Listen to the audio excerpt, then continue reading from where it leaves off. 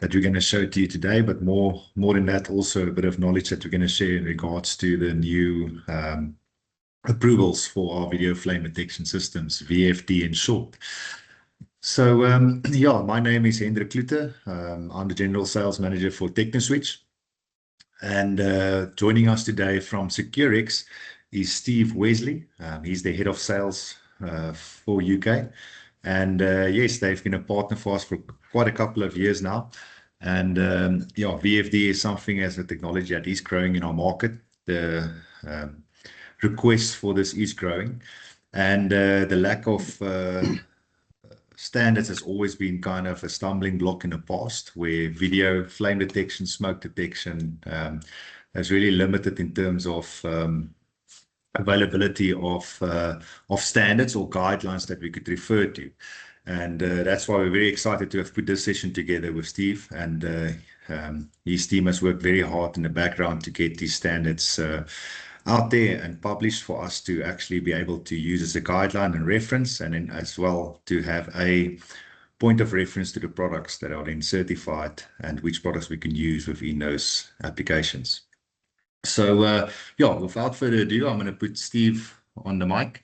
The one last thing from my side, if you can just please hold your questions till the end of the session, or alternatively, you are welcome to use the chat box and put your questions in there. I will monitor the chat box, and at the end of the session, we'll obviously then attend to those questions. So yes, without further ado, Steve, I'll put you onto the mic. Yes, thanks. Just to check, first of all, Hendrik, I'm coming through loud and clear. Yes, loud and clear. Yeah, good, fine. Well, good morning, everybody. Hello from a very wet and windy Great Britain. Thank you for taking the time to come and listen to me regarding video fire detection. Hendrik's summed it up quite nicely there, really. And thank you, Hendrik, for the opportunity to come and speak to your clients. It's been an interesting journey. I've been with the company now as head of sales for 7 years, which is a bit of a drop in the ocean in the fire industry, so it turns out. As you well know from being from the fire industry, it's quite reluctant to accept new technology.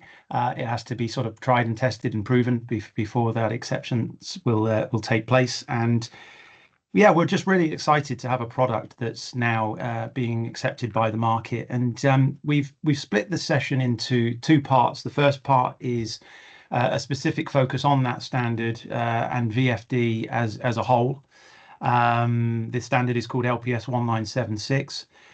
The second part is a little bit more specific on Ciqurix products, and where you would sort of use and utilize the our specific product. So yeah, as Hendrik said, there's a lot of questions that are answered during the presentation itself, but do feel free to drop any specific questions you have into the chat, and I will certainly do my best towards the end of the presentation to answer those for you. So, okay, right. So Ciqurix are a privately owned UK-based company. We are we were one of the industry specialists and manufacturers who formed the committee that created LPS 1976. I say we keep referring to it as a new standard. It was actually published around about 12 months ago. So whether that would be still considered as new, I'm not entirely sure. But yeah, it's not been around for a particularly long time. We are the first and currently the only manufacturer to achieve this third-party accreditation to this particular standard. And as far as we're aware, there's likely to be sort of 12 to 18 months before anybody even submits and has a product that's ready to do the same. So firstly, just a little bit of fun, and please, no Googling. It'd be interesting to see what people's thoughts are on when you think the first automatic fire detector was used. We can come back to this towards the end and maybe write your answers down on a piece of paper, but it'd be interesting to see what your thoughts are on this. Now, interestingly, almost every other type of fire detection product since that date have actually not been looking for fire. They've been looking for byproducts of fire. So heat, smoke, carbon monoxide, or a combination of them. None of these detectors are actually detecting fire, and this is where VFD is different. It is looking for the flickering presence of a flame, so the flame and the specific fire itself. Anyway, like I say, we'll come back to that towards the end. Okay, so what is video fire detection? So video fire detection is the equipment that utilizes video image analysis to determine the presence of flame or fire. The idea of using CCTV system to detect fire isn't particularly new. It's been around for a number of years, but none of these were compliant to any specific standard, mainly because those standards just didn't exist until now, of course. But in order for us to utilize and embrace this technology, it firstly needs to comply with the relevant sections of, in our case, BS 5839, and yours, SANS 10139, for installation, so fire-rated cable, battery backup, etc. And then it needs to comply with this new standard for video flame detection. So we must understand, and just to sort of create a little bit of clarity, and we'll get into this in more detail, that this is very different from thermal cameras, which tends to be the default position for anybody who's thinking about video flame detection. It's they sort of default to thermal cameras. This is video flame detection, and we can explain a little bit more about the differences between them as we go through. So for years, we've all been using traditional forms of fire detection despite their shortcomings in certain environments.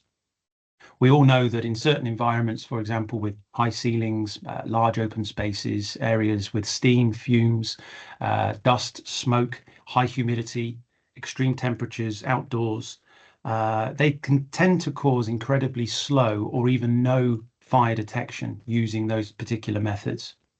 They also come with their challenges with regards to installation and maintenance, particularly in large high areas. Remembering that, of course, any fire equipment that is installed also needs to be accessible for maintenance in the future as well. So it can be challenging. In high ceiling environments, detection can be significantly delayed, or in some cases it may not occur at all, as smoke needs to accumulate, and it needs to also generate enough heat in order to rise to the height of the detector. And apologies, this is all very basic stuff, but it's good to sort of, get in at ground level and explain it from the ground up.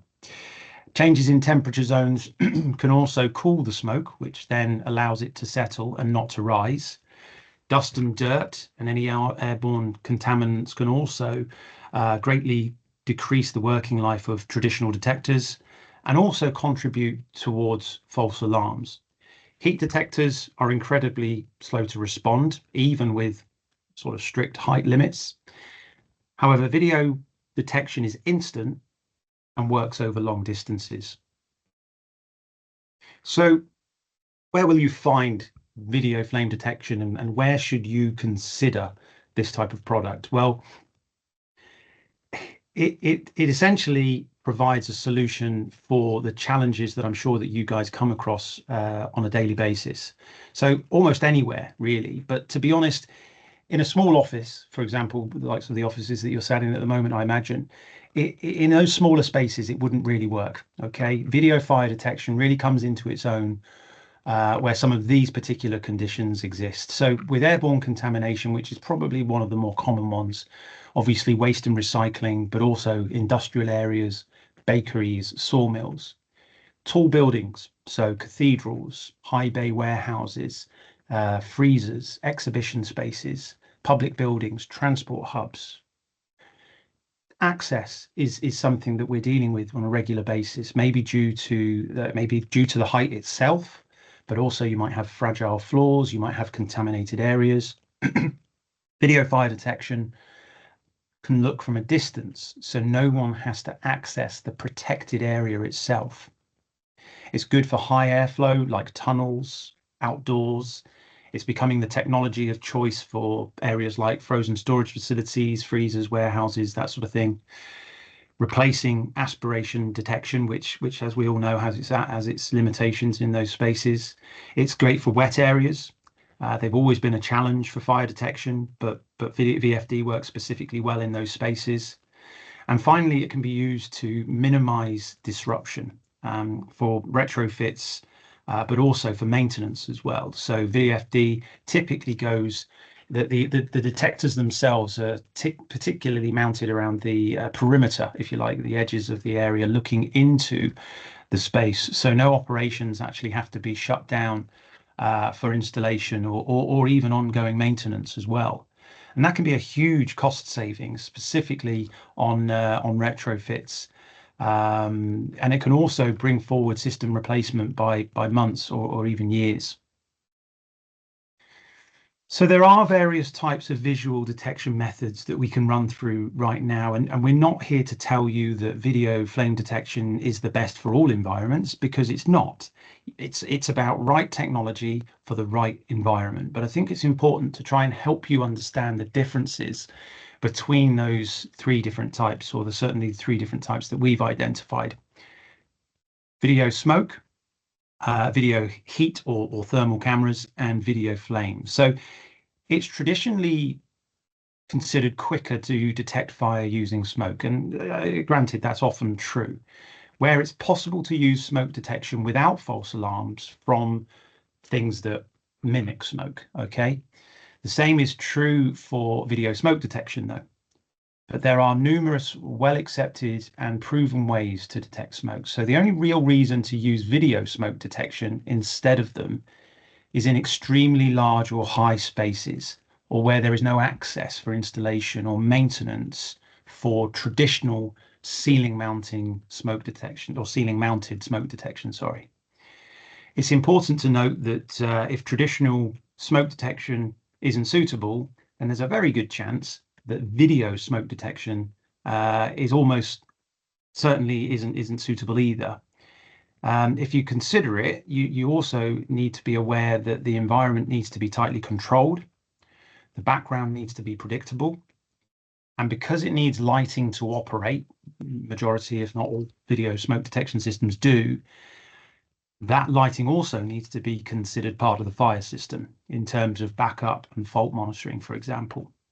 We had a situation a couple of years ago where we were approached by a very well-known international quarry operator, and the specifier had written video smoke detection into that particular project. And when we were approached with it, we were told that this was a grading plant. A grading plant is obviously where they take big rocks and break them down into small ones, which subsequently creates quite a lot of dust. And if you've got a lot of dust in a building that's open-sided, it's going to create plumes, and as the wind whips up, you're going to have false activations from a video smoke detection system. So we identified that, put forward an alternative solution, and it was worked through and is currently operating without any problems at all. Waste and recycling is also another example where you probably want to stay away from video smoke detection. Reason being, there's a lot of things that mimic smoke, whether that be dust clouds or steam, for example. We've had customers that put multiple systems into waste and recycling monitoring for smoke, and they've all had to be pulled out and replaced with a product like ours. So it's important to get the right technology into the right environment. Then we move on to video heat detection, or thermal cameras.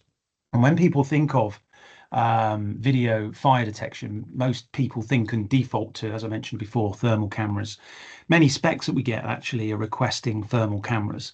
But it's not actually what they need or necessarily want. So they do have their place. Video fire detection or thermal does have its uses. It's looking for things that are getting hot, though. Okay, so it's great for early warning, but it can also be easily triggered by other things in the environment that are supposed to be hot. So, for example, vehicle exhausts. Okay, so there also is documented cases where fires have broken out above the maximum temperature of the thermal imaging device itself. So contrary to popular belief, thermal cameras can't necessarily see inside piles of waste, for example. They just tend to read the surface temperature of the pile of waste. It's something that comes up with us quite regularly. And that doesn't often change, but by a considerable amount. And if a fire starts inside a pile, until it breaks out of the surface. It can be extremely hot, and then it starts at the above the temperature that the threshold is set to. So thermal cameras, there's a little bit more of a crossover with thermal and video flame. They're quite often used in container storage, waste and recycling, car parks, etc. Clean rooms, processes of heat, and plant operating areas, not so suitable. And the main drawback, I think, especially in the types of environments we're operating in, is they can often be getting confused by hot objects, and that can be quite challenging in some environments. With regards to video flame detection, it's looking for, as I mentioned before, the presence of an actual flame, fire itself rather than the byproducts. Okay, so if you want to look for fire, look for fire. This means that it isn't affected by things that mimic smoke or legitimate sources of heat, but it can sometimes be affected by reflected sunlight off of water. We just obviously need to make that a consideration when we're designing the system. It can be significantly quicker at detecting fire than smoke detection in very large spaces, so cathedrals, high-ceilinged warehouses, frozen storage facilities. Where you have different solutions suitable for multiple environments, it's quite simply down to the specifier to review the market, as you know, and specify a technology that is suitable.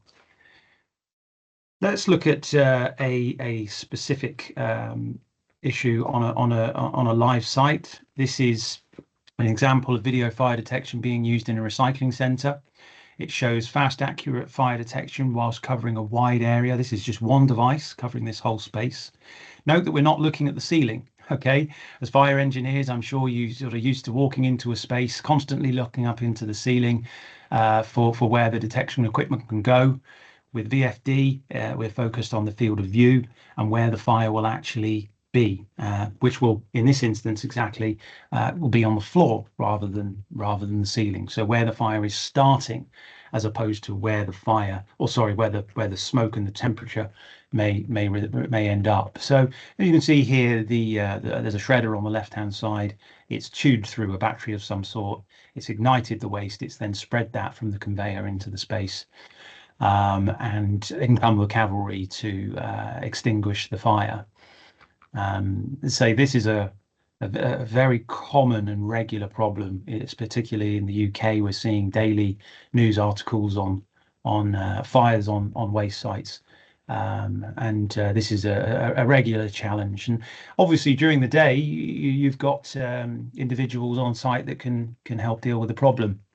Generally, what you'll find is that there's an automated process through triggering suppression systems and so on. And we get into that a little bit more because it's quite specific to product. And we can explain a bit more about that as we get into the second part of the presentation. But let's run through some of the applicable standards. EN54 is a comprehensive set of product standards, which you're all very familiar with, I'm sure, and you can quote verbatim for fire equipment, but it doesn't cover video fire detection. It's quite simply out of the scope. In the UK, we've got BS 5839, Code of Practice in the UK for fire detection. I believe it's SANS in your area, and it specifically supports the use of VFD as primary detection. And we'll explain more on that later on. And LPS1976 is the new LPCB standard for video flame detection based on the principles of EN54 Part 10. And it's what we're going to look at in more detail now. So LPCB, delivered by BRE, a recognized industry body, now has LPS1976 specifically for video flame detection. As I say, we've really been sort of pushing this forward, particularly over the last 12 months, and seeing more and more regular specified systems, which is great. And this is a direct quote from LPS standard explaining what it is for. So the purposes of video flame detection systems is to warn person or persons within the vicinity of a building of the occurrence of a fire emergency in order to enable such persons to take appropriate measures. Historically, EN54 Part 10 and other recognized standards have been used to specify the requirements of flame detectors. However, these standards are not suited to the assessment of a new generation of flame detectors that analyze video images. LPS1976 is based on the well-established requirements and test methodology of EN54 Part 10 to set out the requirements specific to the capture and analysis of video images. Very interesting. These types of detectors are suited to large open spaces at greater distances from the fire and environments in which there may be sources of contamination or other factors which prohibits the use of traditional detection solutions.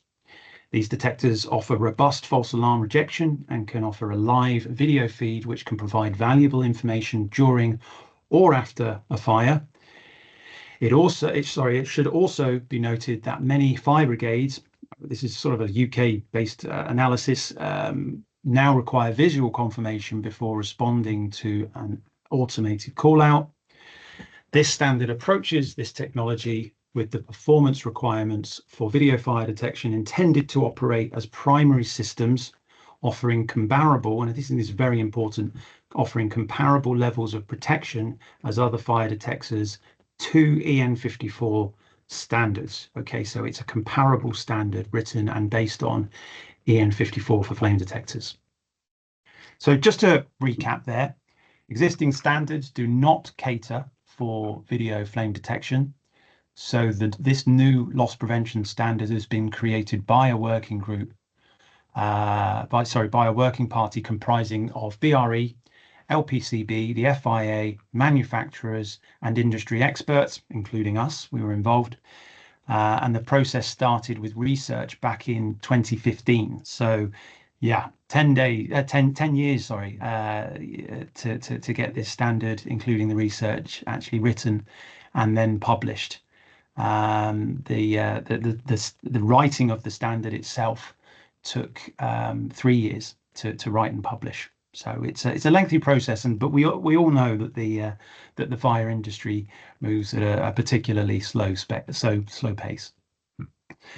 So the standard, get into this in a little bit more detail, guys. The standard recognizes two types of video flame detection: a standalone detector where everything happens on the device, and a video flame detection system which has a sensor and the analytics are carried out elsewhere, for example, a central hub. In exactly the same way as EN54 Part 10 for conventional flame detectors, LPS1976 distinguishes between detectors or sensors suitable for indoor type A or outdoor locations type B. To give you an idea of the sort of thing required for LPS1976, the detector or sensor must have a visible red light in alarm, and it can't be affected by any other connected devices, remote indicators, etc. A special tool or code must be used to make any changes to settings. There is a full and detailed software assessment conducted. The manufacturer must provide the full source code for inspection in printed form. That was interesting, and strict rules for reliability, etc. So essentially what that means is no AI, and the involvement of AI in any video fire detection is a considerable distance away. All testing is done in strictly controlled conditions to ensure repeatability. The devices undergo stringent life safety equipment EMC tests over 3 times harsher than basic CE, UK, CA EMC tests. And this principle applies to pretty much all EN and BS product standards, and LPS is exactly the same. So the methodology of product standards accurately measure the performance of the device, ensure the performance measurement is reproducible and repeatable, subject the device to various conditions and situations, so shake it, bake it, drop it, whack it, irradiate it, and then measure the performance again to check that it hasn't changed. So it really does go through a process to ensure that it's up to the challenge of these particularly difficult environments. This is a setup that's used to establish sensitivity. It's a flame bench with train tracks, essentially, to move the detector towards and away from the flame. Now, it's important to mention that this isn't a fire test at distance. This is usually around about 5 meters maximum. This is just to measure the sensitivity using a very tiny flame. This is exactly the same setup as EN54 Part 10 tests for traditional flame detectors. The first thing all product standards must do is establish a baseline sensitivity, and generally that is expressed as a distance. So keep moving the device away from the flame until it stops responding. Find the greatest distance at which it reliably responds to the flame, and repeat for each sensitivity settings. And as I mentioned, that means that the sensitivity then can be expressed as a distance. So I mentioned before about reproducibility. Easy for me to say. The same result across multiple devices, and also it needs to be repeatable. So the same result multiple times on the same device. Once that baseline has been established, the devices are put through all sorts of environmental tests and then checked again to ensure that they haven't changed. So that's dry heat, damp heat, cold, corrosion, shock and impact, vibration. So like I say, it really does go through some strict tests here. For example, the dry heat test is 21 days, 55 degrees for indoors, it's 70 degrees for type B. Damp heat is 21 days, 40 degrees C, 93% humidity. It's tested at temperatures down to -25. It goes through corrosion at 21 days in sulfur dioxide. There's a shock test where you've got 3 pulses at 6 directions, impacts at 0.5 joules. It really is like I mentioned before, throw it around, whack it, throw it down the stairs and see whether it works again. So it's great. These are obviously quite challenging tests to make sure that there's also a bright static infrared test. Okay, so it's essentially visual light not affecting or interfering with the sensitivity of the detector and causing it false alarms. So there's a bright infrared lamp shone in its direction, and also very much the same with light saturation as well. Devices are also checked at their outer edges, so the boundary of the image itself. So, for example, the sensitivity is checked at all extremes of the field of view and the maximum and minimum allowable supply voltages. For type B outdoor devices, there are also additional checks, one to make sure that it's waterproof, and the other to make sure it isn't affected by sunlight, so that the product can also then be used outdoors. And finally, real-world long-range fire tests are also done. EN54, these are done with both, in line with EN54, with yellow sooty flame and a blue flame as well, as you can see here. And as I'll provide these slides to you so that you can sort of refer back to these following the presentation as well. So what does this publication actually mean? Now, firstly, you've got an equivalent to EN54. So it's a level playing field with traditional detection technology.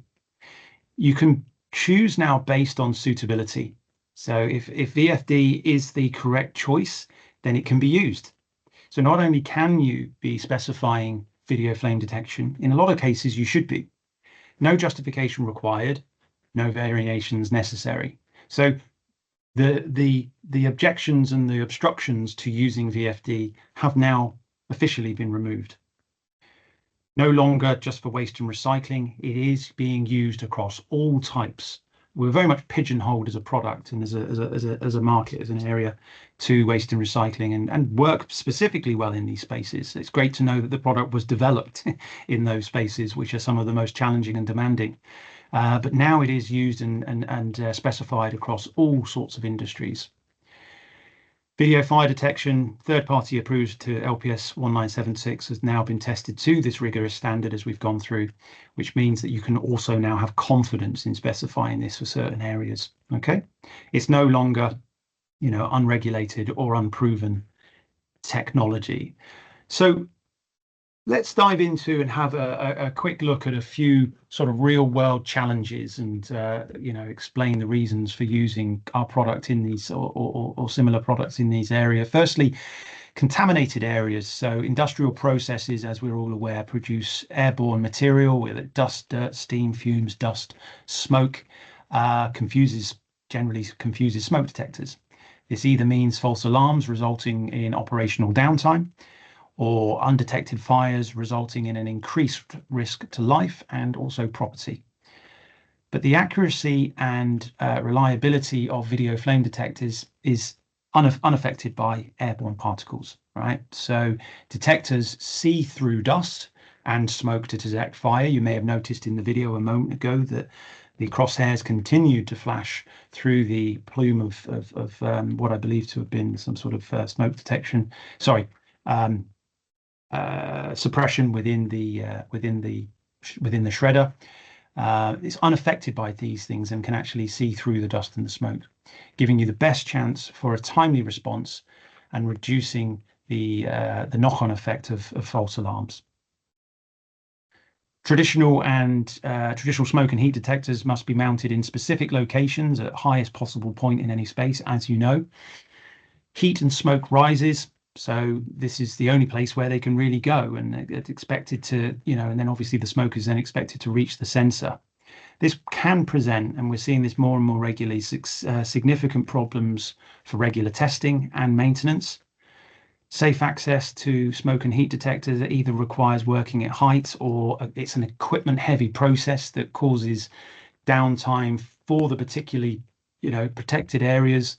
All of which are issues and health and safety considerations. Okay, video fire detection does not need to be fitted at these higher points. So as I'm sure as fire engineers, you walk into a space and you look up as to where it is you can fit the equipment. Hopefully that's the thing of the past. You don't have to detect or mount our detectors at the highest point. It just needs to see the areas where the fires can start, not areas where the heat and the smoke might end up. Okay, so VFD generally has a long range, so it can be located a considerable distance away from the area of interest or the area of risk. And additionally, testing and calibration is quick and a simple process with using a test lamp, which accurately simulates flame for which the detectors are scanning for. So we offer a flame simulator, and there's a video later on that explains how that works. So in extreme temperatures, aspiration detection has generally been the traditional detection method of choice. Aspirating pipework and devices are expensive and complex to install and maintain.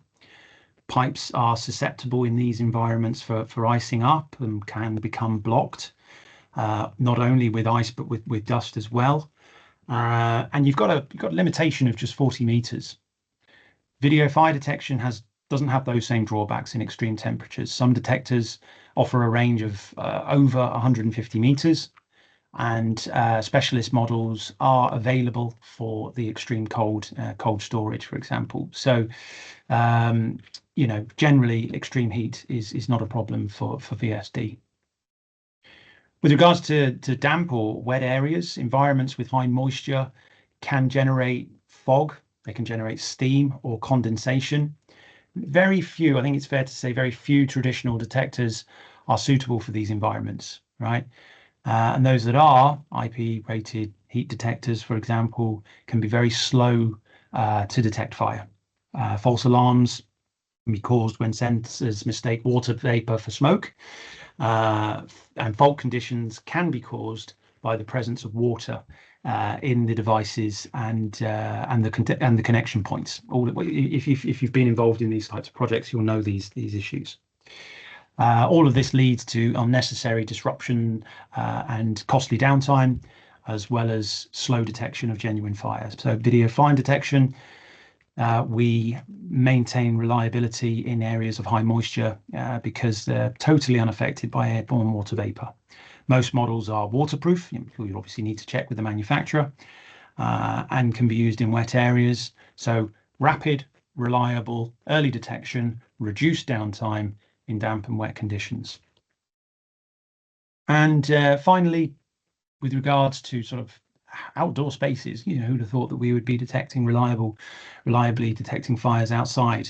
Traditional fire detectors, as we've spoken about, detect the byproducts of fire. Okay, so smoke is triggered by smoke detectors are triggered by smoke, heat detectors by heat.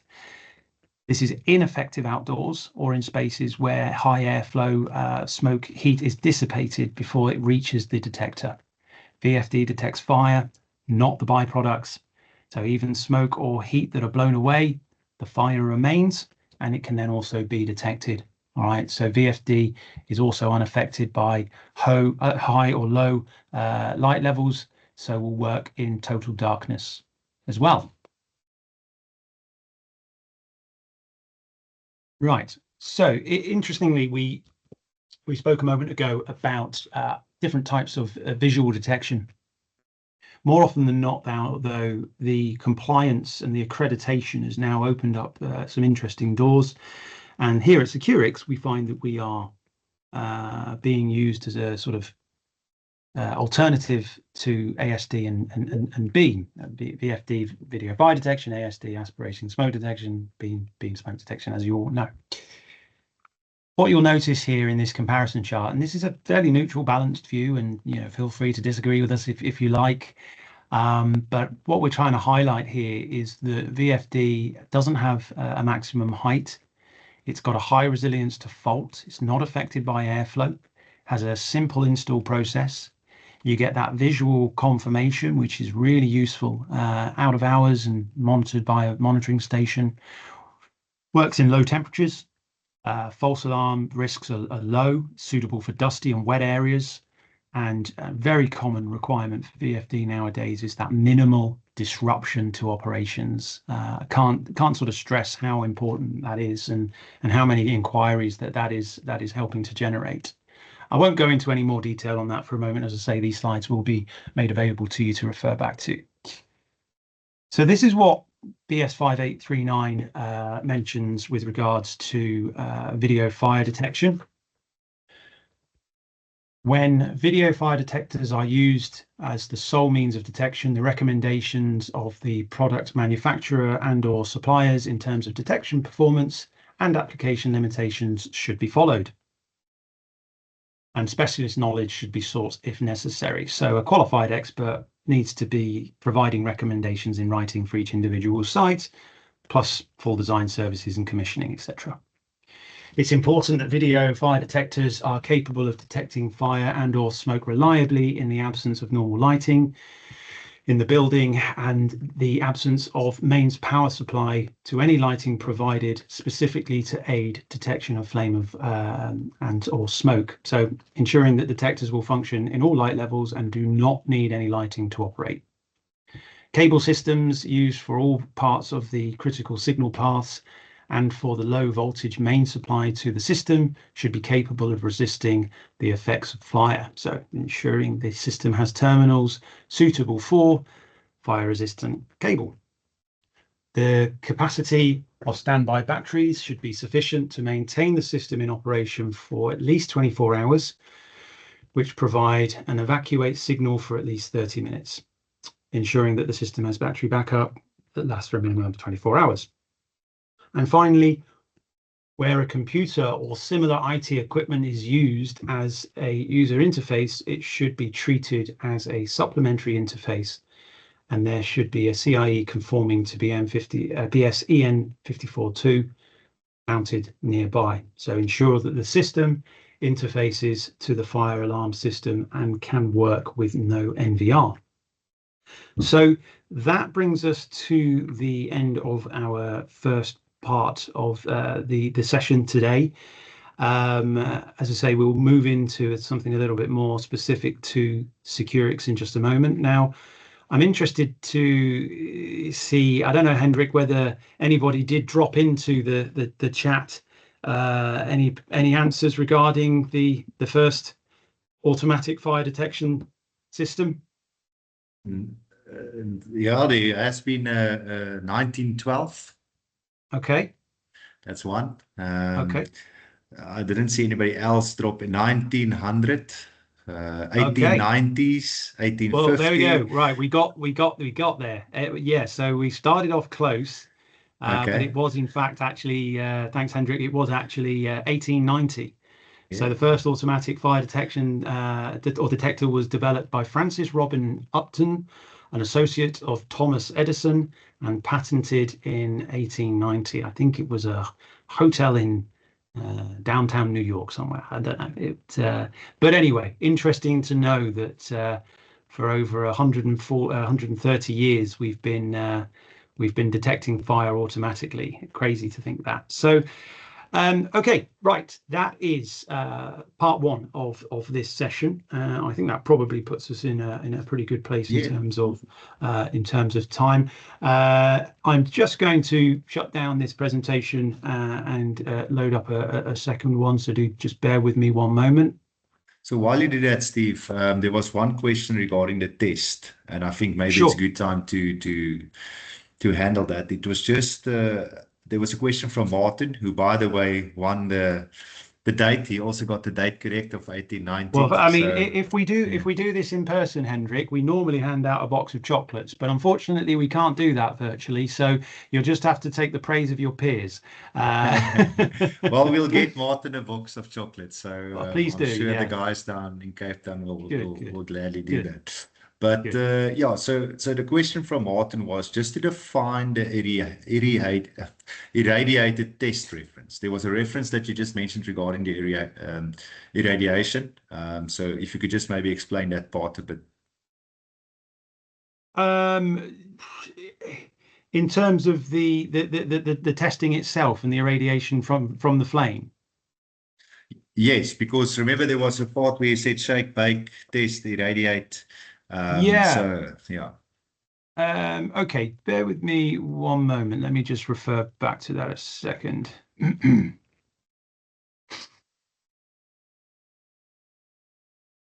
So obviously in an environment, and maybe Martin, if you could add in here just to make sure we understand the question correct. But to me, it's based on the actual environmental testing of the unit, where it gets put inside areas where there is irradiated heat from maybe the processes, or maybe what's happening inside that environment, and obviously it will get tested to make sure that it can withstand that environmental conditions.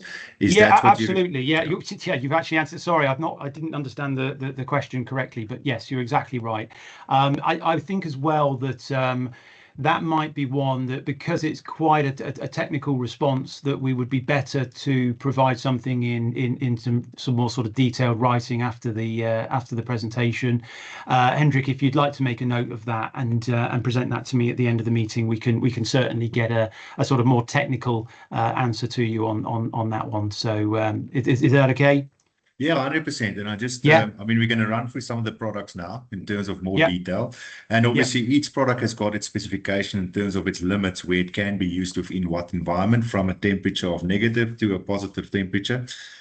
So yes, the products get tested to that requirements for environmental. So Martin, yes, that's definitely there. Sure. Then there's another one that's come through now from Clive, just asking if the product can see through window or glass.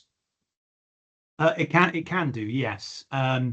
What we normally ask for is, because no piece of glass is often the same, and often they're doing a specific job. We've had a number of inquiries recently for nuclear plants, and there was particular requirements to monitor through glass. What we normally ask is that we be given the information of the composition of that glass so that we can actually then look into and do our own testing.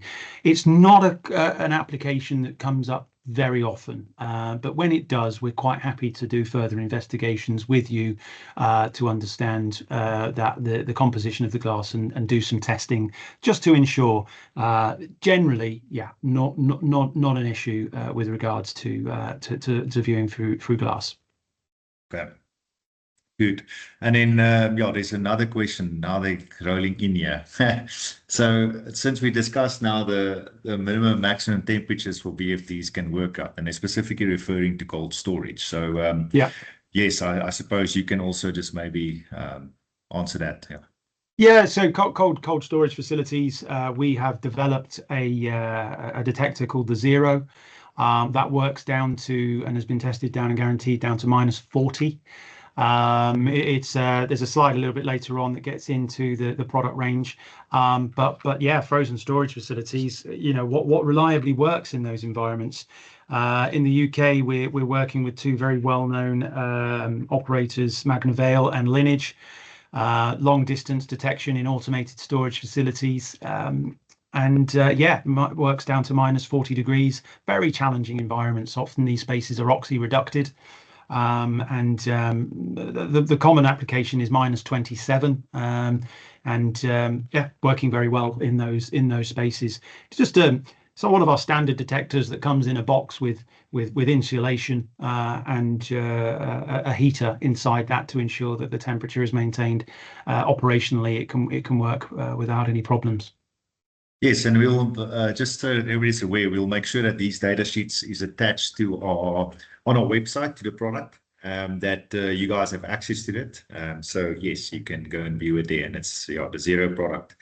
Another question was just on IS rating.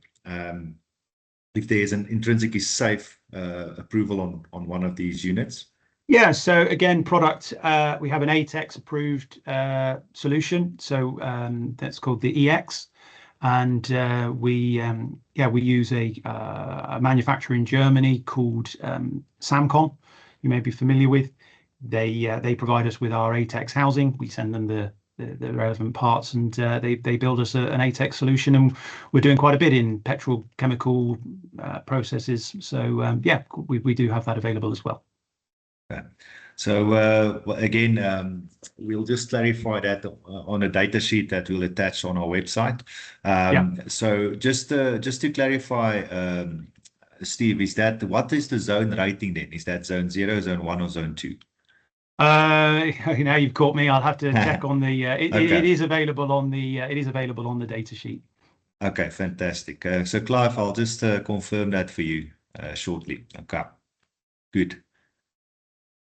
Okay, fine. All right. Well, I'll move forward with something a little bit more specific to Ciqurix. Just to give you a bit of our background, guys, we've actually been putting video fire detection solutions into the market since 2013. At that point, it was just a camera and a recorder. Now, it didn't really matter that we were solving a lot of the problems that we went through on the previous presentation there. You know, you can detect fire at 180 meters in less than 10 seconds. It's the standards that were important. And, you know, we had a slow start. We got moving in 2018 when we sort of started to take things seriously, bringing, you know, control equipment into the mix. We then introduced a wide range of products across all sorts of different environments and spaces. And we've got a solution to well, we would like to think a solution that fits pretty much everything that you can throw at us, and we certainly turn around and tell you if it's not something that we're suitable for. Quite happy to do that. Now, what we're doing specifically with Ciqurix products we are combining visual and infrared imaging technology to give early detection of fire. We can detect fire at distances of up to 180 meters in less than 10 seconds. We use fire-rated cable, 24-hour battery backup, all weather conditions, all light levels, and even complete darkness. And we're designed to meet the relevant parts of existing fire detection standards. Now, we call it dual lens technology. Okay, so what you'll notice with all of our detectors, we have two lenses, one of which is processing analytics in the visual spectrum. The other is then replicating that in the near infrared. And it's looking for flame spectrum, brightness, shape, flicker, movement, edge behavior, all of those things it's looking for over a period of time. And when a combination or enough of these things is visible in the detector image, the fire is detected and an alert is raised. We've got a case study here this is actually, believe it or not, an indoor space. I think it's a shopping center in Asia.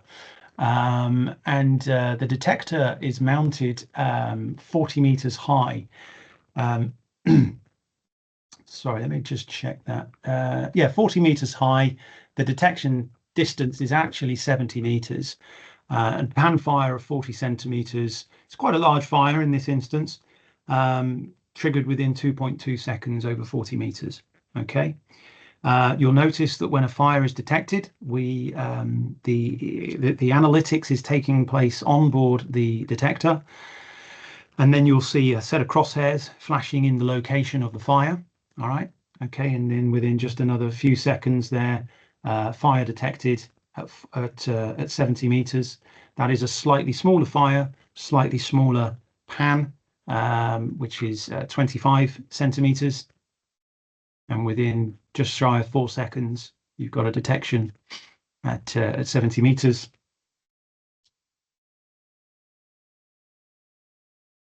And then finally, we have a slightly smaller fire again.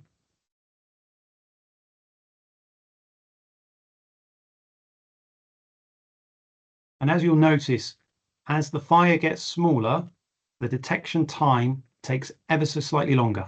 Okay, now certainly not complaining with a 5-second detection time, but of course, what that means is the camera or the detector is processing the analytics to understand whether or not there's a fire there. Okay, and of course, when it's smaller or a larger fire further away, it's still relatively the same to the detector. It just takes that little bit longer in order for it to detect. I'm not sure if any of you are operating in the aviation industry, but one of our flagship installations was at Changi Airport in Singapore. This is where they do their fire testing and train their firemen. The reason I like this particular video is it shows multiple examples of multiple detection of semi-concealed fires over long distances. One of the fires in this example is actually as far away as 140 meters. Okay. Now, again, ignoring the text that we've popped on the video afterwards for explanation purposes, the crosshairs, it's locating the fire, and also generates and provides XY coordinates. Now, they can be used, I suppose you have to have the XY and the Z in order for the depth to trigger suppression systems. Generally, we are marking zones, and we explain in a little bit more detail in a moment how we can separate the image into anything up to 8 zones. So each one of those zones is going to trigger a different output, triggering a different area of targeted suppression or triggering a different outcome. I'll explain a little bit more about that in just a moment. Here you'll notice that there's actually 3 fires present in the image. Fire on the right-hand side there, 6 seconds. Fire on the left-hand side, 18. That particular fire is 140 meters away. And then there's a fire in the center there. All 3 fires outdoors, pouring down with rain. Very difficult conditions to detect fires, and within 25 seconds you've got an activation for each one of those detectors. Interestingly, when we approached Changi Airport, they'd seen an awful lot of technology over the years, most of which had failed. They tried to make these testing processes as difficult for us as possible, so they were hiding fires behind obstructions so that only some of the fire was visible. They were particularly concerned about fires in the engine cowls, so that created a slightly vectored shape for the flame. And we came through it in flying colours. It was a fantastic day for us, and over a number of years we've been putting in, or our clients have been putting in detectors across various different applications, whether it be warehousing, airside, terminals. It's suitable for all of these spaces. The number 2, where it's flashing, very little of that flame is visible to the detector. This is again a common sight in waste and recycling. End of the day, last load arrives, the rubbish waste is pushed into the warehouse. Over a period of time, a fire builds up underneath the surface, and then eventually you have a flame. And within just a couple of seconds, as you'll notice there, the flame appears, and then a couple of seconds later you have an activation. And of course, one of the first things that people say is, well, we can see that the smoke is visible before the flame, which is very accurate. It's a very cold environment. You'll notice previously the smoke only started to rise at a rate once the flame appears. So generally you'll see smoke rise, and then it stratifies and tends to stay where it is. But all of that becomes almost like a mute point, on the basis that you can't look for smoke in a dusty environment, right?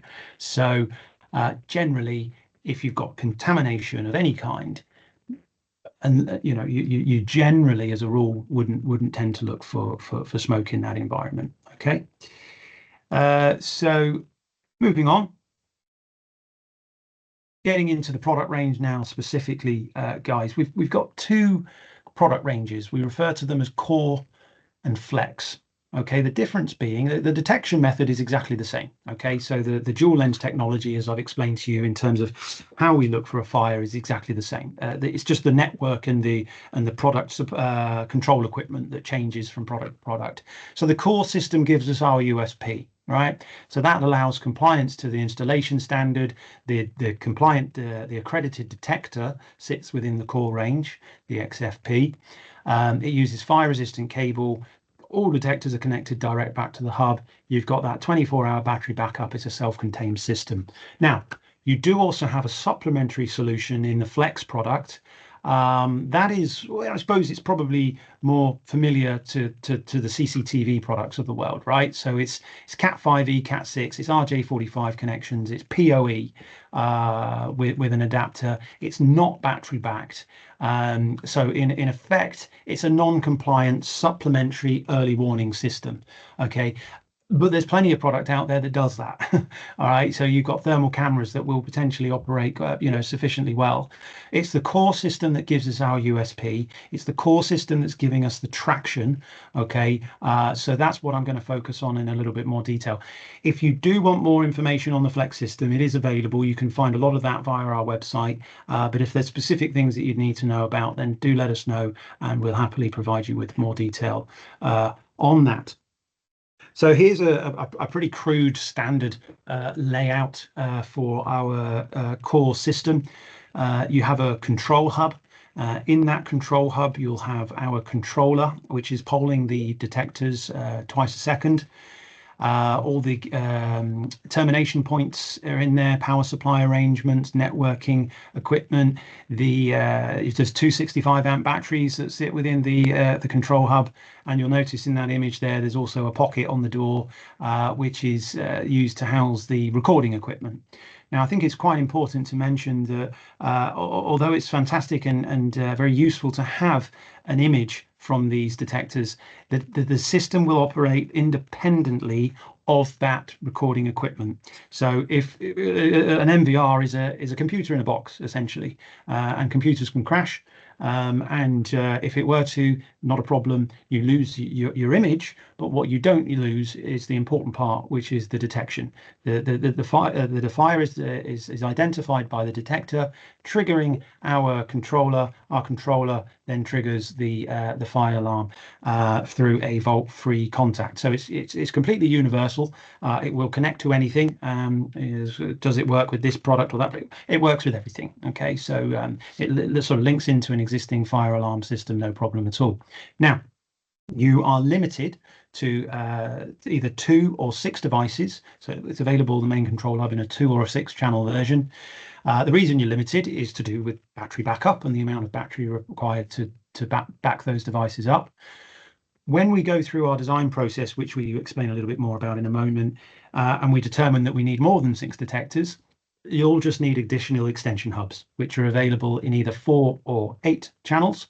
So just say, for argument's sake, you needed 10 detectors, you'd have a 6-channel control hub. You would then link our extension hub in, 4-channel extension hub, which would then, power and support the other 4 detectors. But also, if you're using IO modules, our IO module on the network as well, those also count as devices. So if that would be 3 detectors and an IO module on the 4-channel extension hub. Again, lots of information regarding this in more detail on our data sheets. So I'd encourage you to look at those after the meeting and sort of get a bit more familiar with those. So the control hubs are available in a various number of shapes and sizes, whether it be rack mount, wall mount, stainless steel, waterproof. We've got low carbon stainless steel that are being used on dockside recycling centres where there's no indoor location for the control equipment to sit. So yeah, you name it, we've created a hub for that, and the same is true for the extension hubs as well. Okay, so they are also available in the stainless steel versions as well. Now we get into the different detectors available for the solution. So the Solo is used indoors. It's got a 55 meter detection distance. There's some CCTV terminology in here, 1080p 2 megapixel, and of course that isn't particularly impressive if you're comparing it to a CCTV 4K solution, but it doesn't need to be. It's doing a specific job. It provides, well, you saw a live image there a moment ago from our video database. It produces something suitable enough for review, and also, it's clear to see what's going on in that image if there is a fire. The Solo, you'll find, is used in cathedrals, churches, business centres, atriums, distribution facilities. The XFP is our most popular detector. This is the detector that's used, this is the detector that is accredited to LPS1976. So this is the one that went through that process. It's used indoors and outdoors. So just because it can be used outdoors doesn't mean it can't be used indoors. Generally, you'll find it in waste and recycling, heavy industry, warehouses, quarries, anywhere where the Solo isn't suitable for. We mentioned earlier on the Zero. So the Zero is the detector that works down to -40 degrees. Going into frozen storage facilities, and actually this is the next cab off the rank with regards to accreditation. We're just in the initial stages of putting this one in through the LPCB for further accreditation.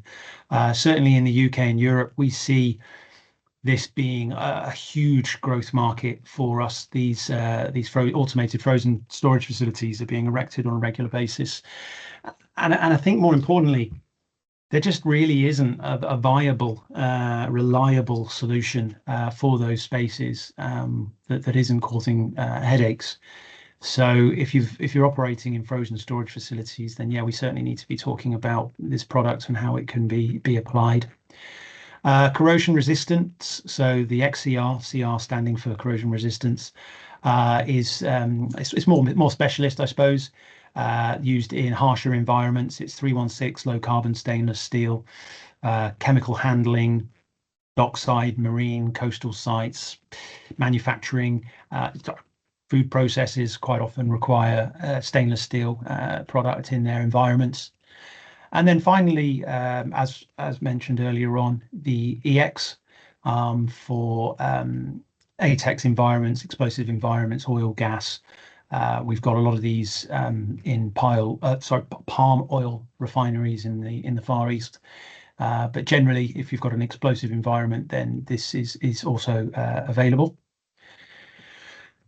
And you're also going to need a reliable way to test the product, right? So you want the testing to be as undisruptive as possible as well. Apparently, it's frowned upon to go to site and set fire to things, so we generate the flame simulator. And actually, believe it or not, this was the most challenging product for us to develop. If you think about how we're trying to hone our analytic technology to trigger to nothing other than a fire, we've then got to ensure that it's resilient to false alarms. We've then got to create a test lamp that triggers the detectors. Okay, and that in itself was quite a challenge. So this is a board of bulbs that's playing back a pixelated flame. It flickers. There's bulbs in there that flicker in infrared and in visual.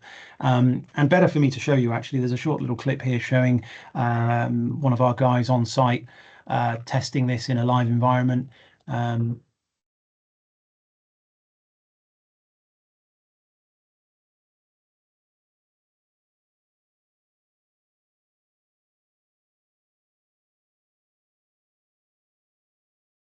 Okay, so yeah, as you can see, stood sort of 20, 30 meters away from the detector. The system is put into test, and the engineer wanders around site, triggering each detector as they go.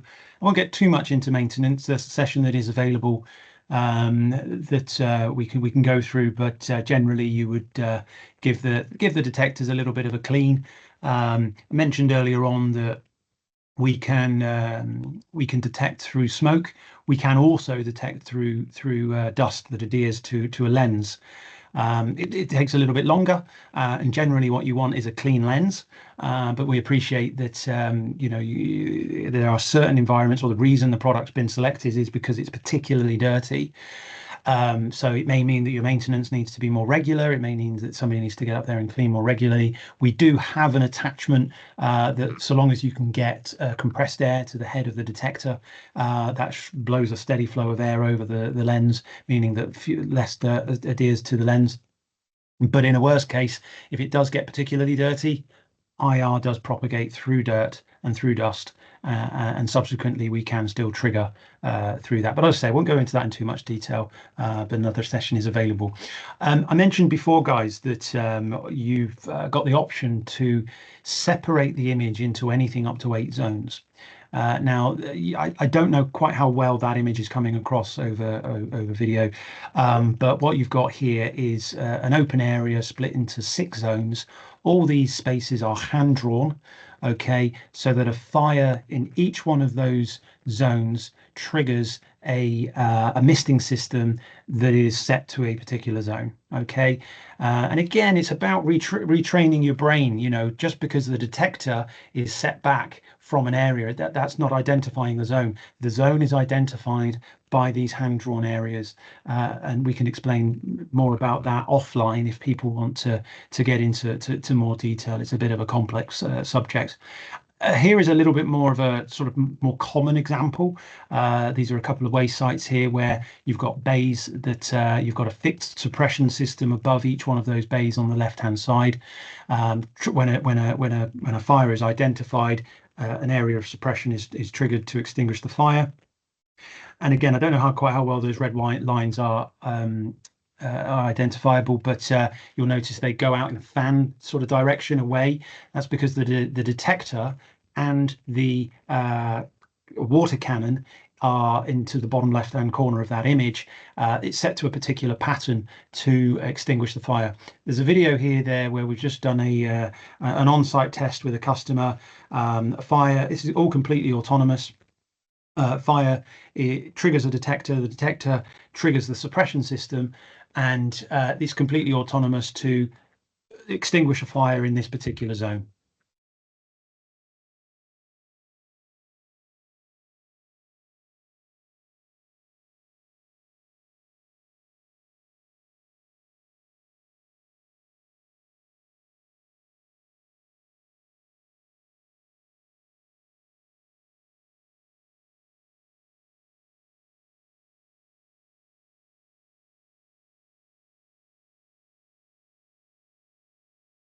Okay, so as I say, that's all completely autonomous. The detector was just above the cannon, saw the fire, triggered an output, that triggered the cannon into zone 1, for example. Had the fire been present in the opposite bay, you would have found that the cannon would have extinguished the fire in that area. Some stuff you're all very familiar with, I'm sure. We kind of covered this earlier on, so I won't spend too much time here. We've got a various number of different target markets. New target markets are emerging all the time. At least once a month, something new will come up, and we will look to explore. But as I say, we generally look at this and let you know whether we're suitable or not. So airside construction, quarries, waste and recycling is most certainly the biggest area for us. Frozen storage is a really big opportunity for us now, as I mentioned. Atriums, whether that be in business centres or hotels, office blocks. Timber, EV charging. The emergence of electric vehicles is creating additional risk. We're seeing that a lot of delivery services, their fleets, are particularly interested in our product, and also warehousing is a big opportunity for us as well. Rather than having high level aspirating, you can have sort of lower level accessible detectors that are providing you with that visual confirmation. So yeah, lots of stuff to go at, plenty of opportunities, but do get in touch with us if you've got something outside of the norm. Always happy to have a conversation. I don't know how much familiarity there would be with some of these brands. These are a bit of more of a UK and Europe focus. Royal Mail is our sort of local UK based mailing service. That was specifically a focus on vehicle charging. AG Bar Iron Brew, which is an awful drink coming out of Scotland, fizzy drink coming out of Scotland. That was a warehouse project where, exactly as I've mentioned before, really, they were going ahead with their standard technology. A VFD system was going in. Weeks before they were due to arrive, they were told that they couldn't shut down certain areas of their operations. So they couldn't work above head, and something else needed to be identified. And when we had sort of lower level detectors accessible and easily installed, easily maintained. World famous London Museum, we've got an exhibition space with them. Lineage, I've mentioned, is frozen storage, as well as Magna Vale. Some of the largest construction companies in the UK use us for timber frame live construction sites. Holcim, Tarmac are both quarry operators. So a wide range of different types of environments for our product. Very versatile. Okay, just a few final things to run through, I think, which will really help you with understanding our processes and sort of how we work with you and how we work with Technoswitch to arrive at an outcome. We get a lot of companies come to us and say, I've got this project I'm looking at. How many detectors do I need? And it's not quite as simple and as straightforward as traditional methods. You're not just working off of 2D plans to sort of specify point detection requirements. We're operating in a 3D environment, and we're reliant on line of sight in order to see the fire. Subsequently, we have to model the space in 3D. So I think what's important to mention is that there's a little bit of a trade-off here, guys. We're providing you with a solution that dramatically reduces installation and maintenance requirements when compared to traditional technologies. Okay, the trade-off there is there's a little bit more involvement and heavy lifting towards the beginning of the process. Now, I make it sound like it's mega complex. It's not. What we need in order to model the space in 3D and clarify coverage is a set of site plans, but including heights. That generally in the fire industry tends to be something that's missing when inquiries are submitted. So that height information is really, really important, okay? Because we need to understand the height of the ridge and the eaves of the building so that we know where we can and cannot mount detectors. And we need to understand what the obstructions are so as we can offer you an area of coverage. And most importantly, the design objective. We need to know what you need to cover, okay? What is desirable, though, architectural plans, if you've got DWGs and detailed drawings, they're really useful. In the absence of that, photos, videos, site address so that we can use Google Maps in order to determine certain things, particularly for those outdoor spaces. So get us as much information as you can, and we will then be able to produce you with this. Now, this is really useful, not just for you and if you're installing, understanding and identifying where the detectors need to be mounted and what it is they'll be looking at. It's also very useful when you present this information to the insurers, to the site owners. They can see and make sense of what's occurring. Okay.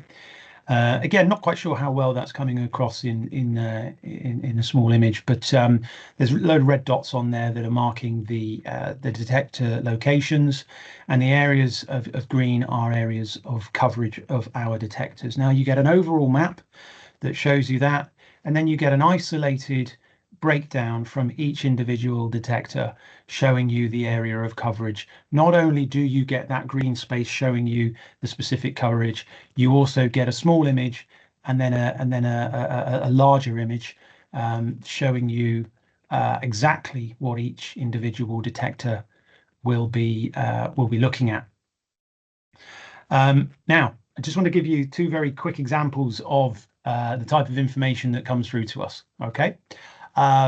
Just to try and help you understand why we ask for what we ask for. Now, this was an example that came through. This was a waste site in the UK, quite a simple warehouse shed. We received a Google Map location, which was handy, a couple of photos of the roof space, a photo of a couple of skips, and then a short video showing you an area of where they sort the waste. Fantastic. And I'm pretty sure you'd agree that it's very, very difficult to do anything with that information. Now, the sorts of levels of detail we used to go to, we must have been having a pretty quiet week at this point. We took a look at the video. This grabber has a part number. That part number has a data sheet, and that data sheet allowed us to understand what the maximum height of that building must be. So we made a start on that. We were also able to put forward a Freedom of Information Act, and we were able to access plans, which we were assured by the site weren't available. A little bit embarrassing when we present the site with their own plans, but we were then able to pull something together, and we did. We managed to cobble together a small area to understand, what it is that the detectors are covering. We were able to give them an area of coverage, as you can see here, mounting heights for each one of the detectors and their individual locations. As you can see here, each one broken down, looking at the sorting base and the storage facilities. Okay, so that's example one. Example two is a boat building yard. And again, given the Google location, which was really useful. Now, there were no plans available for this particular site, but they went to site. They did their own site survey. They pulled together, it's fairly crude, but again, we've got the information. We've got the size of the building. We've got the height of the areas. And we've got the layout of the environment itself. And then they also sent us a load of photos. But what was really useful is they marked on each photo where that photo was taken from, which made it very simple for our design engineer to understand what it was looking at. Okay, we were then able to pull together a very detailed design, very complex space, lots going on there. An area of coverage. The green areas mapping out the areas which are covered, the white areas where you've got, I don't know, solid units where you don't see inside the areas, for example. And then again, more isolated images from each individual detector. Now, it's kind of a rhetorical question because there's a lot of people on this call, and asking for a response would be tricky. We normally ask the question, which one of those do you think we took longer to model? Well, the answer to that question is actually the more complex, the more simple space, because we had to source the information. We had to make some guesswork. We had to identify certain heights by, like I say, downloading a data sheet for a digger. The other area that was more complex, didn't take us quite so long because we had the information to hand. We were able to build and design that space. So it's a really interesting process that we're very supportive through. The next question is, which one of those spaces do you think burnt down? Interestingly, it was the one that we didn't get the information buy-in because they didn't end up going ahead with a solution of any kind. So just, yeah, interesting to know. You can submit this information via our website. Okay, so there's an online inquiry form where you can submit all your details. You can, I mean, generally in your instance, the project would be submitted through Technoswitch, but obviously anything that were to land with us from that region, there's a data sheet, sorry, an inquiry sheet that you can select Technoswitch as your distributor. And you can drag and drop all the information into that particular inquiry form. And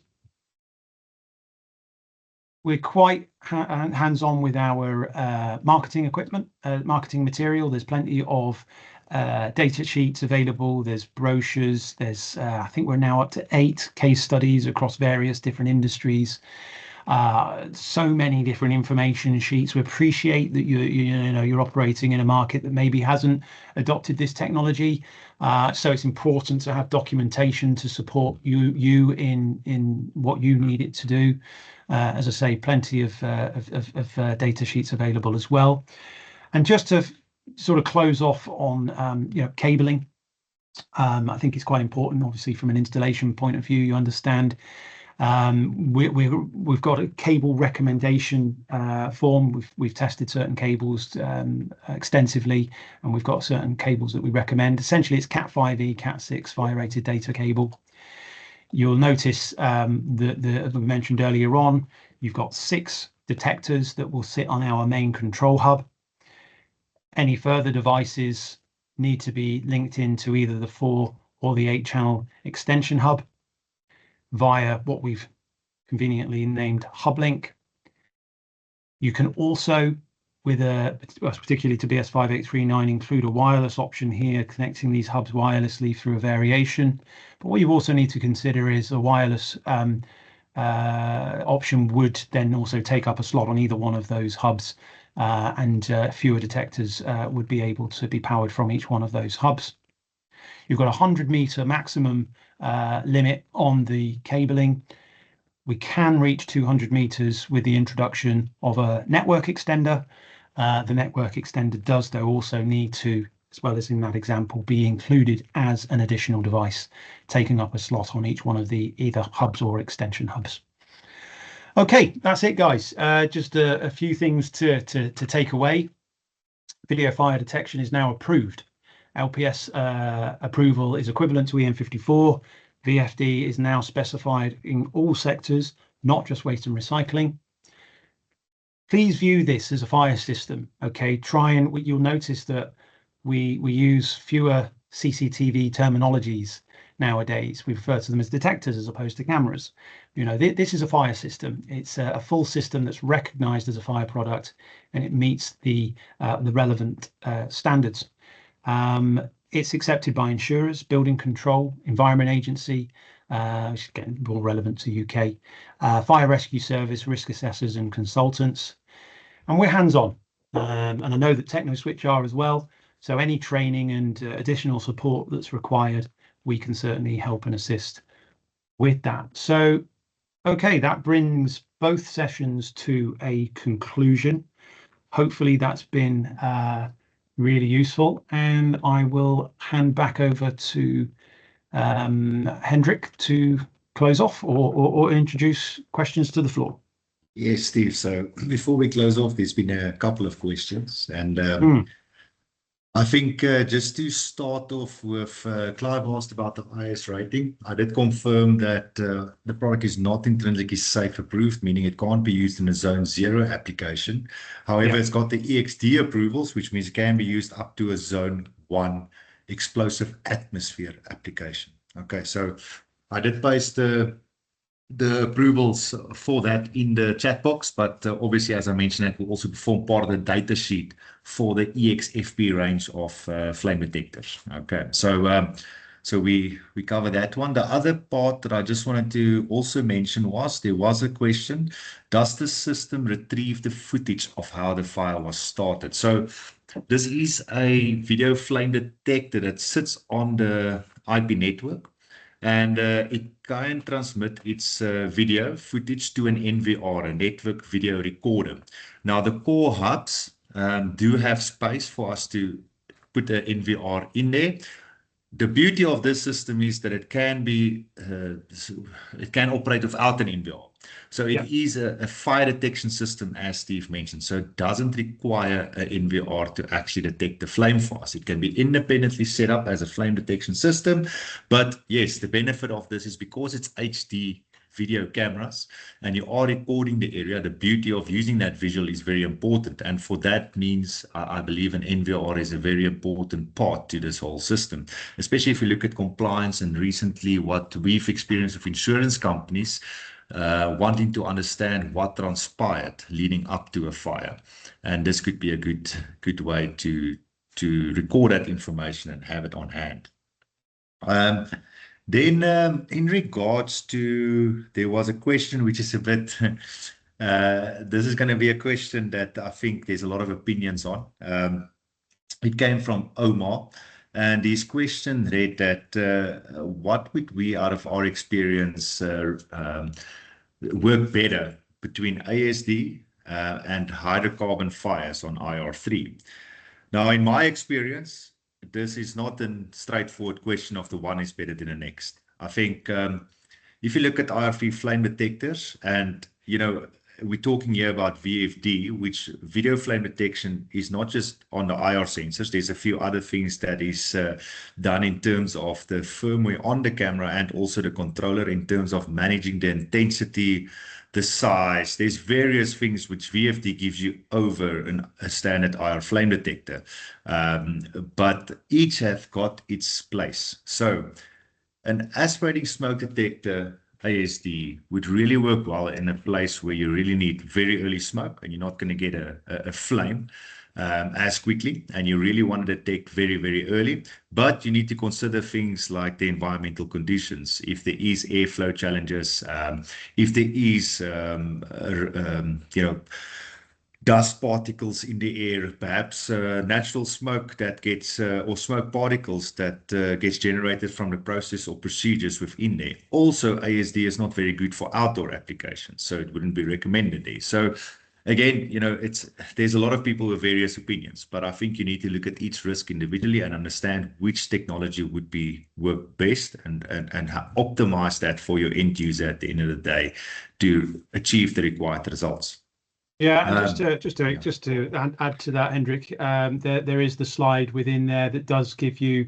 Again, I appreciate the question was more focused on IR3, but there is a comparison slide in there for VFD versus aspiration versus beam, and I think that's really useful to refer back to. And I would also suggest that the same is quite relevant to some of those points with regards to IR3 and ASD, without the visual verification, of course.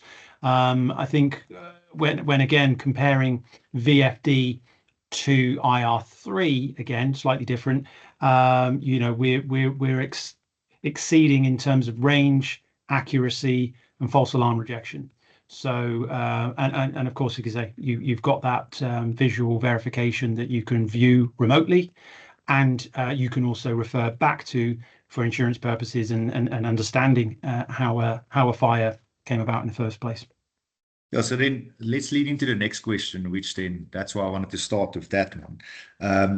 The IR range that these flame detectors or video flame detectors can pick up on, and what is the effect on invisible flames? Yeah, so I'll leave that. I mean, we can, yeah, absolutely. We can still trigger for invisible flames. It's not something we do an awful lot of, and it does take the detector longer to trigger. I suppose it's very similar to introducing smoke or dirt across the lens to the equation, because you're not visually seeing the flame in the same way. You're relying more heavily on the presence of the IR. But we can still trigger for invisible flames, yes. Detection range would probably be affected. Generally, we would look to review based on a case-by-case basis where that is a specific concern. Yeah, and I also just want to add there is also a difference between something that invisible flame or any type of flame that is released under pressure. Or let's say that it's burning clean but at a high pressure versus something that has caught the light and is a more natural flame. So and that will also depend on how we set up the system. But I think again, and I'll touch on this later, but people always ask about pricing as well and how we handle it. At this point in time, Ciqurix for us is a system that we really look at on a case-by-case basis for your application, and we tailor-make that package according to your requirements. So that's why you won't see a published price list on it either, because it is really a specialized system that can be very cost-effective in large open spaces and particular flame.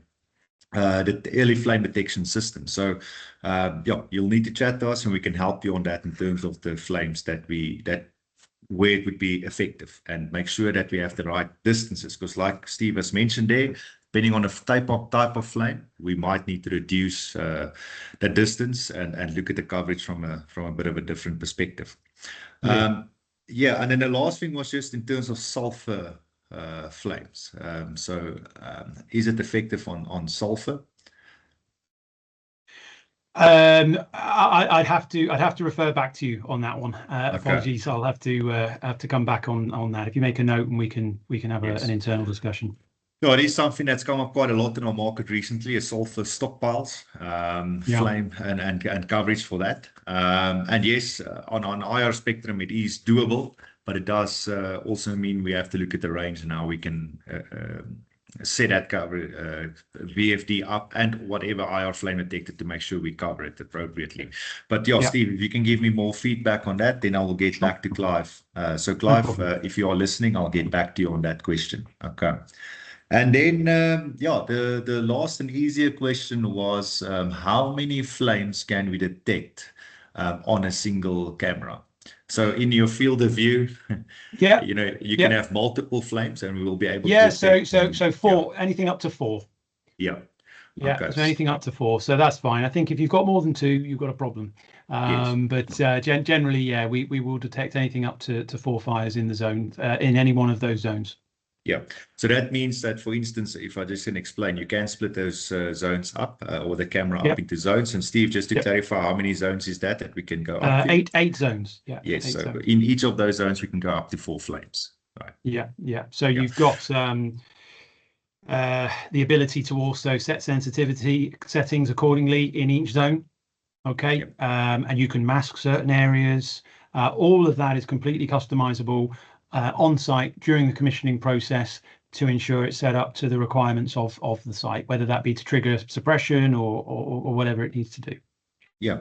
And again, you can assign any of those zones to a relay. So again, you could set up something if you wanted to have a confirmation or coincidence alarm in a zone. We could have 2 relays activating depending on the zone that you want to activate. So we can even have zone 1 and zone 2 overlaying each other to confirm it. That would be a bit not ideal. Or you can put the zones side by side in a specific area so that if the fire also grows, so that we can actually see in which direction the flame is moving. That's also quite cool, especially in, let's say, areas where people have to get specific vehicles there or attack, procedures in place. It's nice to know if the flame is moving from left to right or right to left or into a northerly direction, so you can understand which way is best to attack it. If you think of places like Veldfire where arson could take place in a big public space and fire brigade has to go there, by using those zones, we can also determine the direction of the fire and which side it's moving. So it's also worth mentioning that we've spoken about the presence of IR and sunlight, I think, earlier on. We often use that coincidence detection in order to ensure that there aren't false alarms outside. For example, you might find that sun reflecting off of a puddle straight into a detector, a truck driving through that puddle, you've got that flicker, you've got that movement, you've got that presence of IR, you've got something that looks quite similar to a flame. Now, sunlight doesn't reflect in two different directions at the same time. So if you've got two detectors pointing at the same area from two different angles, you'll find that you'll need both of those to be triggered at the same time in order for a response to be and an alarm to be raised. And we can set that up, or as I say, during the commissioning process. Yeah, fantastic. Yeah, so yeah, I don't see any other questions coming through. I don't know if anybody wants to ask a question rather than typing it. Yes, Clive. Yeah, how's it, guys? Thank you very much for your wise words there, and Steve and Hendrik.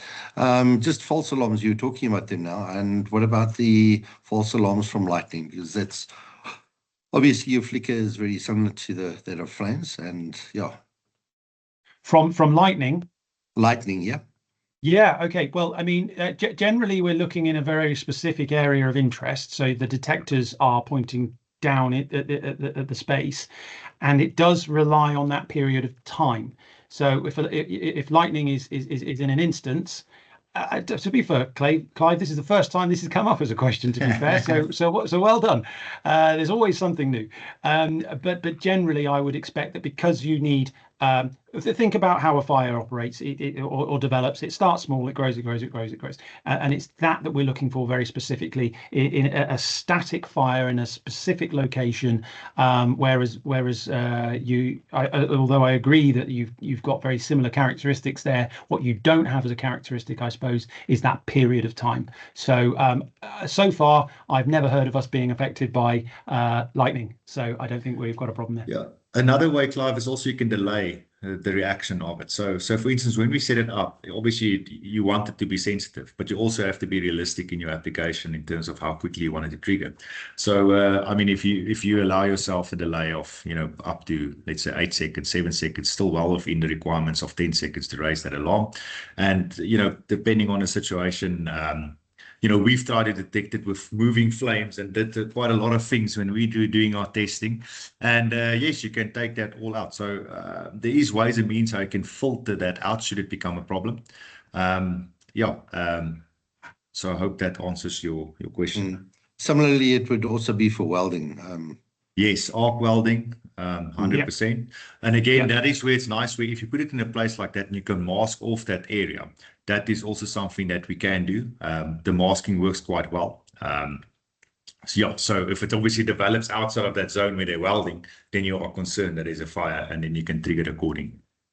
And you can also set it up, let's call it hot works and not non-hot works, or operational and non-operational, so that during the periods of where it's not manned, this particular area, we've got a number. Sir Robert McAlpine was one, where hot works was a very high consideration. We can mask out the area, we can change sensitivity settings, many things that we can do.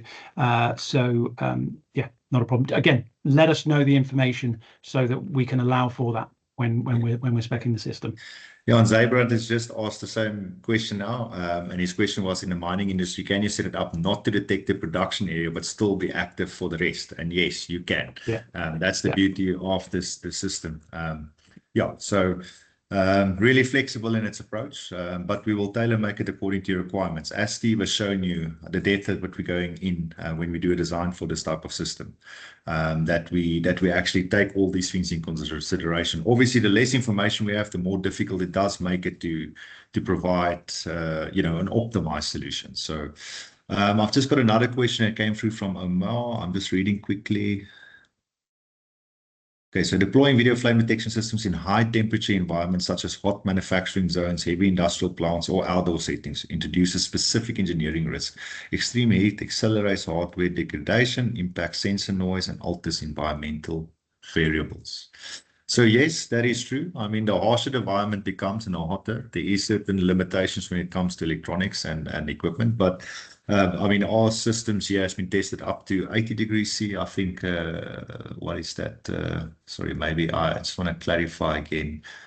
Sorry, Omar, confirm for you now. I just want to. So yeah, so our detectors are up to are tested and guaranteed up to 50 degrees. So 50 degrees. That's what's on the data sheet. But they have actually been tested up to 70 degrees. But yeah, the guarantee is up to 50. So those higher temperature environments, we've had situations where we've been viewing mounted through a viewing window where you've got particularly hot environments.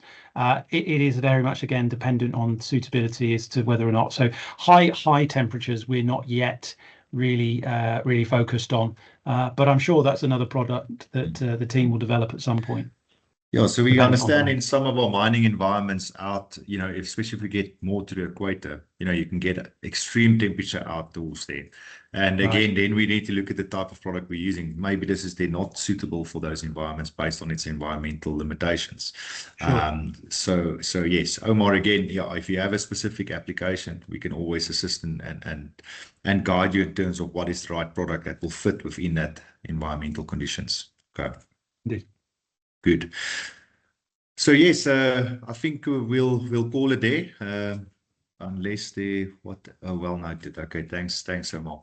Yeah, so thank you everybody for joining us, and Steve, thank you very much. From Technoswitch side for leading this webinar for us.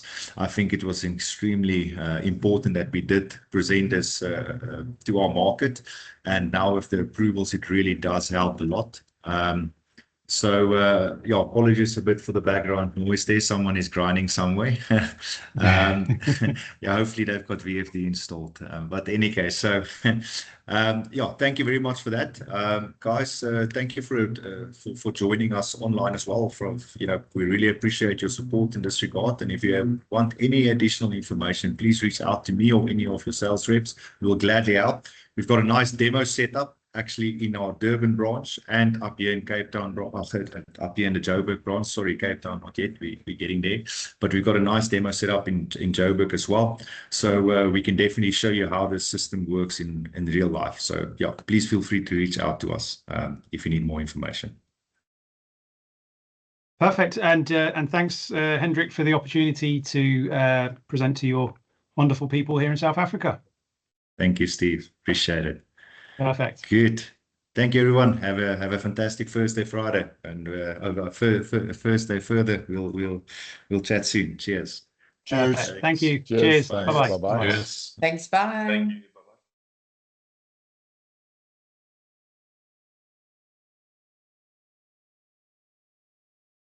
Yes, Hendrik, I don't know if you're still on. Yes, Yeah. I am still here. Yes, I just wanted to maybe, yeah, I've got a customer which has got a furnace, and just to understand how how you'd mask out a specific area for that. So if there's a fire that starts in another place other than the furnace, let's use a stupid example. They had a fire because the guy's glove caught alight, and he put his glove outside the risk area, and that's how the fire got caused. Sure. So you've always got a furnace which is burning, but yeah, so you sort of want to mask out the furnace area and the glove. So how would you actually put that system together? Do you have don't quite understand how the hardware was put together? So you actually work on the camera itself. So you actually there's a software that we use to actually we'll log onto the camera, and you actually set up the camera for its sensitivity. And remember, so the way the system comes together, there's a controller part, there's the camera part, or the device, the detector, and those two speak to one another. So the controller is where we actually go on to, we do the setup there, and you'll actually I don't know if you've ever done masking on a normal camera. It works very similar. We say that area do not detect, and you reduce the sensitivity and take that, and you actually draw that furnace and say do not react to a fire. Remember, you can put it in a zone and actually have different settings for that zone. I could actually increase the requirements that I need, maybe the intensity of the pixels, because you actually have pixels that you set up and you allocate those pixels into a zone. So yes, you can literally mask out that specific area that you're viewing at, and say anything outside of that block or outside of that area, we detect on that. So let's say in this instance where the furnace was burning, we'll draw a block around it and say for these pixels, do not react. Anything outside that area, react. And we can still set the sensitivity up. You could even do it this way and say, okay, well, the furnace could burn the whole time, and you could still, see it as part of the general zone, if you want to call it that. And then still create a zone within that and say, no, only when the fire moves outside the zone, then trigger the relay for me. Yeah, so it's exactly that one. Yeah. Yeah, so it's quite flexible in that regard as well. So, there's various things we can do and set up. I think it'll be good again, maybe we can do a demo and we can actually show it to you in real life and how that would work.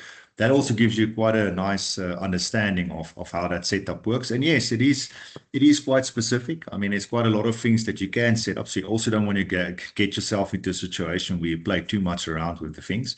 But it's quite a lot that you can set, like the intensity of the flame, the size of the flame, the brightness of the flame, which hand in hand goes kind of with the intensity. So I think it's worth it that we maybe do a separate session then on that with you guys. Yeah. Okay, cool. Because it's actually in a refinery, so they've got an existing full hundreds and thousands of cameras at the moment. So how would that integrate to the existing camera system? Okay, so this could actually, it's on VIF, so it is an open protocol. I'm not sure what camera system they would have there, but basically you could put in this system without an NVR and then say, okay, well, we'll link it into the existing camera system. So if that camera system is on VIF compatible, then yes, we can pull this footage into that system. So the beauty of that would be as the end user would actually get the additional benefit of visually seeing what's happening in the zone, whether that is for, we don't try and sell this security system, but yes, if you can have footage of that area, it helps. But then yes, you'll also have the detection in. But again, the detection is not reliant on the NVR or the video recording system. It can share its video to it, which is a great thing. That is, when we were looking at a partner, we specifically looked at that we'd have a system that is independent of the video recording part of it. We wanted something that operates as an independent fire detection system, and yes, it gathers footage, but that footage is then distributed independently to another system, and that is exactly what this can do. Yeah. Okay, cool. Yeah, the previous VFD systems, the intelligence was in the DVR, not necessarily the head. Yes. The analytics. That was the problem. Yeah. And I think there's still some analytics between the controller and your flame detector, but at least it's firmware that's sitting in both those areas and they're confirming things for us. It's not just one thing that's making a decision based on a picture that it's seeing. It's actually physically firmware that's built in there, reading those specific conditions that it was set up to. Yeah. Okay, cool. All right. Yeah, definitely got an application. Fantastic. No, reach out to us. I mean, our pre-sales guys like Clayton, we are set up to do this. So, we can definitely help with that. Okay, cool. Okay, sure. All the best. Okay, thanks a lot. Okay, thanks, cheers, man. Okay. Okay, thanks, everybody. I'll close off the webinar now. So, thank you again for everyone for joining. Have a great Thursday further. Cheers. Bye-bye.